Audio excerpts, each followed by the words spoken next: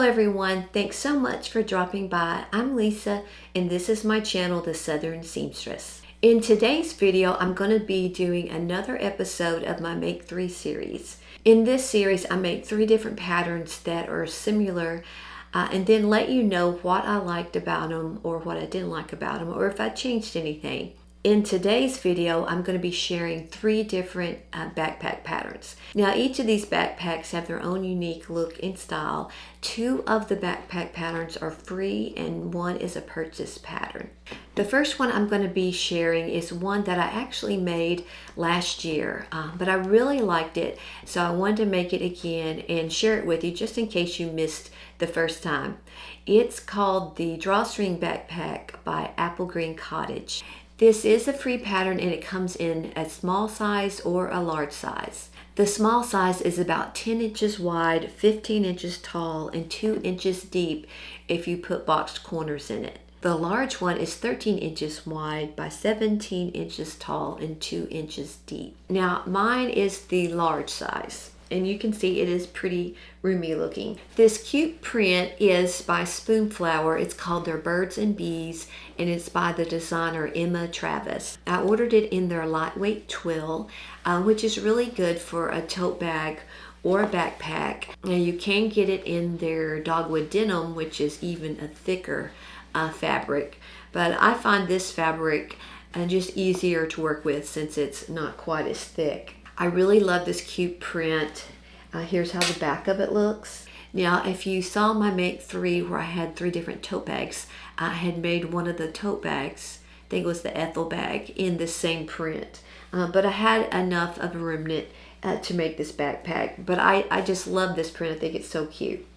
The solid color is just some canvas or duck cloth that I got at Hobby Lobby, and I think it coordinates really well with it. So the construction of this backpack is fairly simple. I would say it's the most simple of all of the 3 backpack patterns I'm going to share with you. The front has a concealed zippered pocket, and this is just zipper tape that I've shared before that I got off of Amazon. The pocket inside is quite roomy. It covers almost this entire area. Now the inside of the backpack is fully lined. I just used some quilter's cotton for it.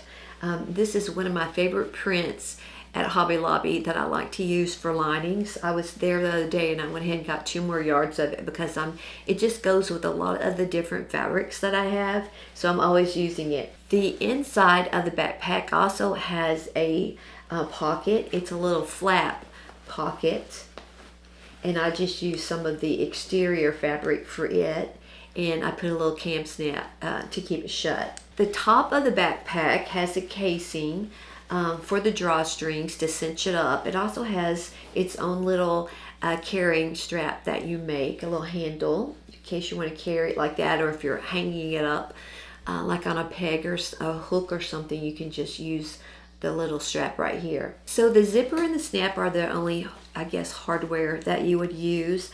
The cording I used is just some nylon cording I got from Amazon, I think last year. And when I used it in this backpack, I think last year, I had mentioned that the ends were really ravelly when you cut them, and someone said to use a little lighter to barely melt the ends, and so I did that and it worked great. I tried to not do it too much so the ends wouldn't be black, but this cording melted really well. So I know it's not gonna fray and unravel. Like I said, it's very easy to construct. I think if you maybe wanted to make it simpler or faster, you could just skip this zipper pocket and the flap and just make this all one solid piece of fabric. And you could put like a flap type pocket on the front if you don't like to work with zippers, and you could just eliminate that zipper and it would still be cute with a flat pocket. So that is the Drawstring Backpack by Apple Green Cottage. And I'll put a link to all the patterns in my video's description. Now the next backpack pattern I want to share is one that I had referenced in an old video, but I had never made it till now. And it is the Mini Backpack by Spoonflower Fabrics. This is a free pattern by Spoonflower. They have quite a few free patterns that you can access on their website. The only thing you need to remember is that they have two different websites. They have their main website, that is spoonflower.com, for when you want to order the fabric or the wallpaper. But to get to their free patterns, you need to go to their website that's got the word blog in front of it. So it's blog.spoonflower.com. But you'll see that link in the video's description for this backpack. This is the smallest backpack pattern that I'm sharing. I think it's really cute. I think it would work well for a small child or for an older child or adult that just doesn't want a big backpack. This pattern includes a strap pattern, and they come out to be about 1 inch wide. So for the hardware, you'll need two 1 inch wide adjuster sliders, and then two D-rings that are 1 inch. So if you didn't want to make your straps, you could always use, the ready-made webbing, 1 inch webbing. So this fabric is a pretty heavyweight canvas. I think I got it from Minerva last year. And if you saw the video last year where I shared that first backpack, the drawstring one, I think I made it in this fabric. But I had enough left over to make it up again in this smaller backpack. So this backpack is more like a traditional backpack. It has the gusset that goes around, the bottom and the top. So I made my bottom gusset and my straps and handles out of a coordinating solid canvas. I'm sorry, my voice is really scratchy today. I've had terrible allergies all week. It seems like the last 2 months. And now I've decided the main problem is that I'm allergic to my son's dog, which I've been keeping now while he's out of town on an extended trip. So I'm keeping his dog. And when I was tested for allergies, I was actually allergic to cats and dogs. But I guess I've gotten pretty used to my own dogs. But every time I'm around a new dog, then it kind of stirs up my allergies. So as I talk, it seems like my throat gets drier and drier and drier. But anyway, back to the backpack. This was fairly easy construction, had some pretty good directions on their website. It was going pretty quickly. For the pieces, you do actually print out the actual pattern pieces. You don't have to measure out any rectangles. They have the pattern piece for each of everything that's on the backpack. So cutting it out is really quick. You will want to also use some interfacing to give it a little structure. Of course, the heavier the interfacing, it's going to be sturdier. And they do suggest too that you could use like the foam, like the soft and stable foam, and that's going to even give it more structure. The top of the backpack opens with just a regular dressmaker's zipper. They say 18 inches or longer because you can always cut it off. I think I still cut off a couple inches. Now I think if I made it again, I would probably use the zipper tape, which is a little bit bulkier and bigger, and it has a bigger zipper pull. This little zipper pull is pretty small, and I think I would prefer it to have a larger zipper pull on it. But this one still works fine to get it open and closed. The backpack is fully lined, and I just used some quilter's cotton. I think this is from Hobby Lobby. It's just a cute little confetti. Although the outside doesn't have any pockets, there is a very large slip pocket on the inside of this that's probably as big as 2/3 of this whole back section. Now, like I said, it was pretty easy. There was only one little spot that kind of caused me a little difficulty, and that was because it uses a lining method that I have never used. In the lining method, they call it the birthing method. Now, I'm used to two other different types of lining method. One is where the exterior is sewn separately together, and then the interior, the lining, is sewn separately, and then the lining just kind of stuffs down into it. You see that in a lot of tote bags. And then I've made little purses and pouches where the lining and the exterior were sewn together, and it had an exposed seam inside that you use some bias tape to wrap around the seam so that you didn't see that exposed seam. But on this backpack with the birthing method, when you make the gusset, you are going to sew the lining of the gusset to the gusset. But then when you sew the gusset to, say, this front piece, you just sew the exterior to the gusset. And then you go back and you sew the lining right sides together with the exterior and then you leave an opening on the bottom edge so that you're going to flip that side out. And then you're going to do the same thing on the other side, and you're going to flip that out. And what that does is that it gives you a clean finish inside. You know, there's no exposed seams, but the lining is attached to the exterior seam, so it's not like baggy or anything. Now, their instructions do include some photos of someone making the pattern, which really helps because I had to look at that several times to figure out exactly how to do this method.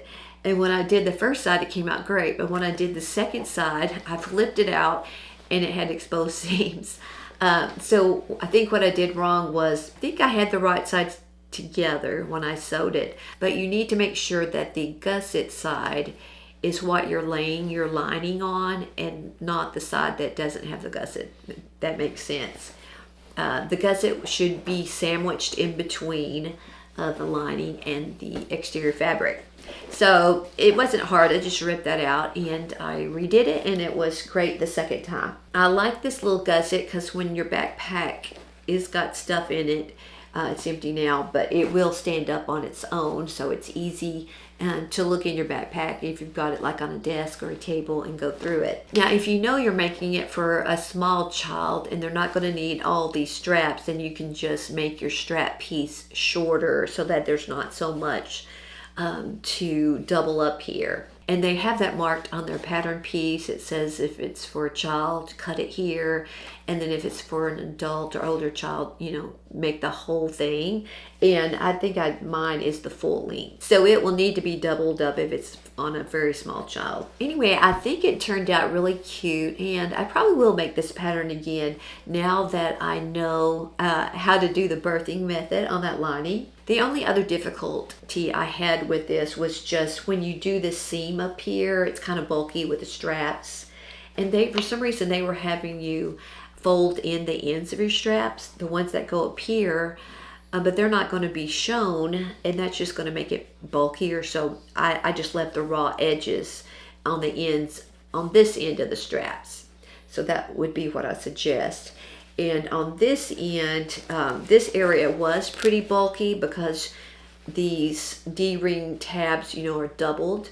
And what I did was I just used the heaviest weight needle that I had that was, you know, for denim or upholstery when I did it. And I used a walking foot, and that helped because it kind of raised my pressure foot up higher, I guess. So I think if you have a walking foot, that would be helpful. So anyway, that's the mini backpack by Spoonflower Fabrics. So for the last backpack pattern, it is one that I purchased from I Think So. I bought this pattern at the end of August, and I think they had just released it because they had like an introductory sale price on it. It's normally $8.50.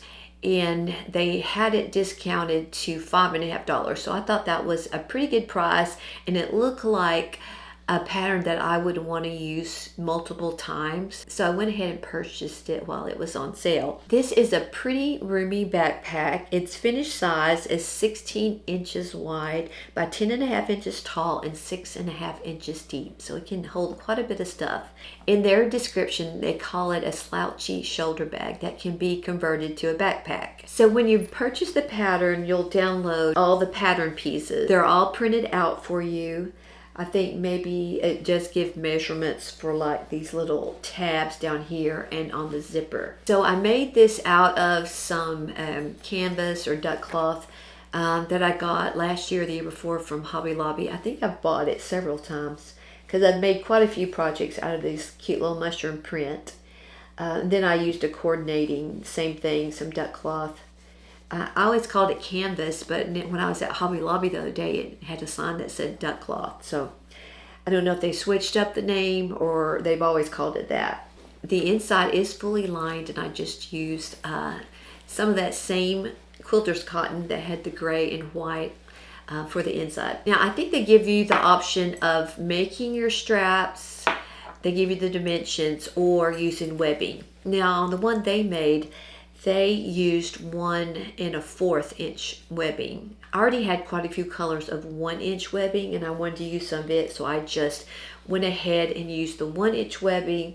So I got 1 inch adjuster sliders. You'll need 2 of these, And then instead of D rings, it calls for these rectangular rings. So I got 1 inch on those.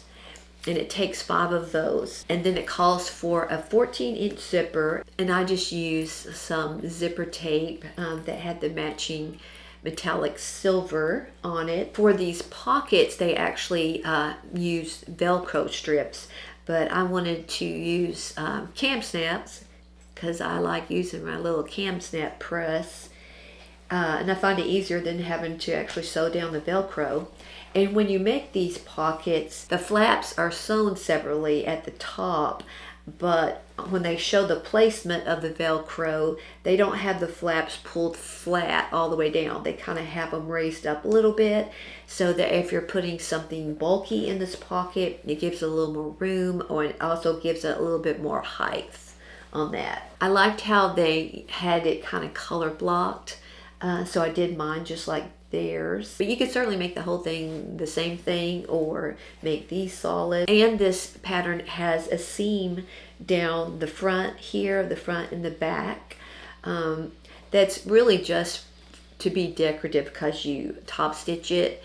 You could make that all one piece, or you could color block it more and make 1/2 one color and 1/2 the other color. You could do all kinds of things with it, the color blocking. Now, most of the construction of this backpack was fairly simple, but I did have a problem with a few of the instructions, and I think maybe it's because I got the pattern when it first came out, and they may have changed this because I think there are kind of bugs in the pattern, because I reread it several different times because I thought maybe it was just me, but I think it actually is the pattern. But they might have changed that by now. They don't have any comments for the pattern on their website because I kept going back to see if anybody else had mentioned these problems, but they didn't have any reviews yet on it. The first thing that I had a problem with was when they got to where they installed the zipper. The zipper has little zipper tabs at the end. And they gave the dimensions for the zipper tab, but they didn't tell how to put them on.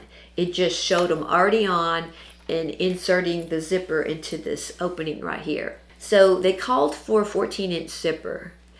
And I measured from here over to here, and it was exactly 14 inches. But I thought, well, the zipper tabs have to are showing up, you know. So what I did was I just wrapped the ends of the zippers. I didn't cut the zipper off any, I just wrapped the ends. So I have the zipper tape down here, but it actually has the zipper all the way inside.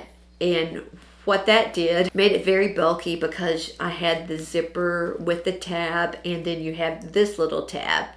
So it made it extremely bulky. I was able to sew over it. But they want you to cover this little seam when you get done with bias tape. Well, it was already so bulky, I couldn't cover it.